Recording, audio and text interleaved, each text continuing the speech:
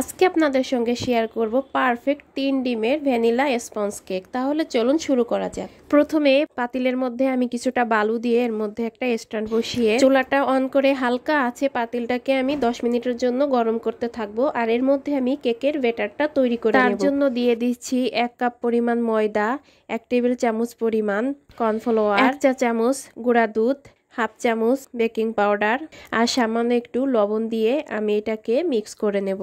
তো এখানে আমার ছেলে দেখতে পাচ্ছেন একটু কাজ করতে এসেছে, তো তাকে একটু উৎসাহ দিলাম করার জন্য।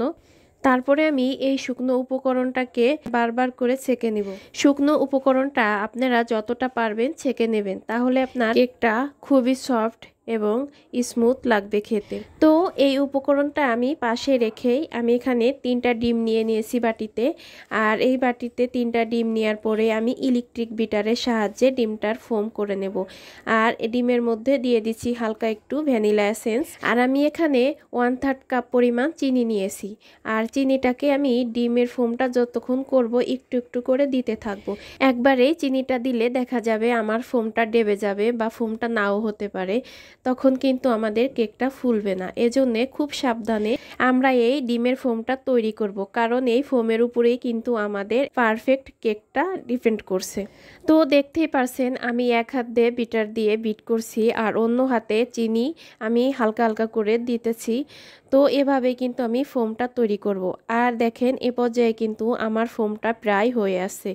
তো এখন আমি এই ডিমের ফোমের মধ্যে 1 চামচ পরিমাণ সাদা তেল দিয়ে দিব।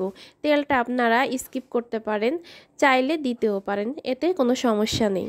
তেলটা দেওয়ার পরে আপনারা খুব বেশিক্ষণ বিট করবেন না, দেখা যায় বেশি গেলে 30 সেকেন্ড বিট করতে পারেন। তো হয়ে গেছে আমার পারফেক্ট ডিমের ফোম। আমি এখন আগে থেকে যেই শুকনো উপকরণগুলা ছেঁকে রেখেছিলাম এইটা আমি আস্তে আস্তে করে মিক্স করে নেব। খুব বেশি জোরে আপনারা মিক্স করার চেষ্টা করবেন না, তাহলে হয়তো ডিমের ফোমটা ডেবে যাবে আর আমাদের উপকরণগুলোও সুন্দর করে মিশবে না। তখন দেখা যাবে কেকটা দানা দানা হবে আর কেকটাও সুন্দর করে ফুলবে না। আমার এই ভিডিওটা দেখে যদি কারো বুঝতে অসুবিধা হয় তাহলে আপনারা আমার ডেসক্রিপশন বক্সে গিয়ে দেখে নিতে পারেন। আমি আমার ডেসক্রিপশন বক্সে পারফেক্ট পরিমাণটা লিখে দিয়েছি। তো আগে থেকেই আমি একটা বাটি রেডি করে রেখেছিলাম। তো আমি এখন এই ব্যাটারটা উপর থেকে আমি এই বাটিতে ঢালবো। খুবই উপর থেকে আমি এটাকে ঢালতে থাকবো, কারণ উপর থেকে ঢাললে দেখা যাবে যে কেকের মধ্যে কোনো বাবেল তৈরি হবে না আর কেকটাও পারফেক্ট হবে। তো ঢালা হয়ে গেছে, আমি এখন সেই গরম পাতিলের ভিতরে আমার বাটিটা বসিয়ে দিচ্ছি। বসিয়ে দেওয়ার পরে আমি কিছুক্ষণ ঢাকনা দিয়ে ঢেকে রেখে দেব প্রায় 25 থেকে 30 মিনিট। তো আরেকটু বেশি সময়ও লাগতে পারে। আমার ভিডিওটা যদি আপনাদের ভালো লাগে তাহলে লাইক অ্যান্ড সাবস্ক্রাইব করে পাশে থাকবেন। ইনশাআল্লাহ আরও নতুন নতুন কিছু রেসিপি নিয়ে আপনাদের সঙ্গে শেয়ার করতে চলে আসব। এই তো এ পর্যায়ে আমার কেকটা হয়ে গেছে, আর উপরটা দেখলেই আপনারা বুঝতে পারবেন যে কেকটা কতটা পারফেক্ট হয়েছে।